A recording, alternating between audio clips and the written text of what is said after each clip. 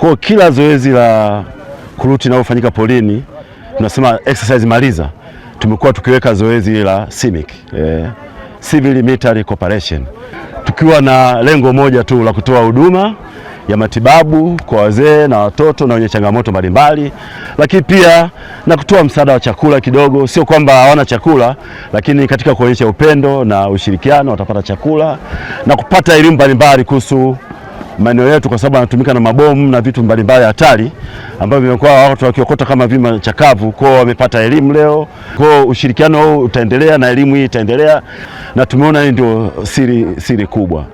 Sisi kama madaktari au kama timu ya tiba kwa siku ya leo tumefika hapa, kwanza kabisa tumetoa elimu ya afya kwa wanakijiji kuhusiana na magonjwa ya kuambukiza, kuhusiana na usafi wa mazingira kwa ujumla. Kulingana na jamii yao, asilimia kubwa ni wafugaji. Kwa elimu ya afya imekuwa ni ya muhimu sana kuwapatia, kwani wengi wao wamekuwa wakifika katika kituo cha afya cha shule kutokana na changamoto za magonjwa ya kuambukiza pamoja na magonjwa ya milipuko mbalimbali waliokuwa wanakumbana nayo katika mazingira yao.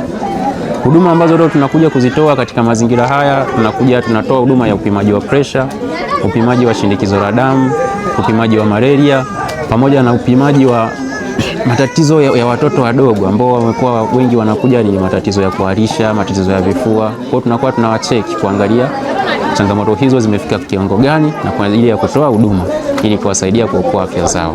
Tukio walilofanya hususani la leo hili kuwapatia wananchi wetu tiba, kuangalia afya zao na kutoa ushauri na kuwagawia chakula kidogo, tunashukuru sana kwa kweli. RTS Kihangaiko wako vizuri sana na sisi na wananchi, kwa kweli tunashirikiana nao kwa mambo mengi sana, na hususani kwa jambo la leo limezidi sana kuleta tija kwetu.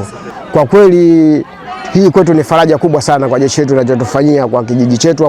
Nashukuru wanajeshi kutembelea sisi katika maeneo yetu ya wafugaji Kihangaiko. Kipimo tumepata ambaye kwa ugonjwa yoyote hapa, tuna macho, presha, anatusaidia kwa roho yao. Mungu tunashukuru, tumekuja kukutana yote na nyie. Imetufanya tuiamini jeshi kama ni jeshi letu, na tunakuleta madaktari kuja kupima magonjwa yanayoambukiza na kupata matibabu bure.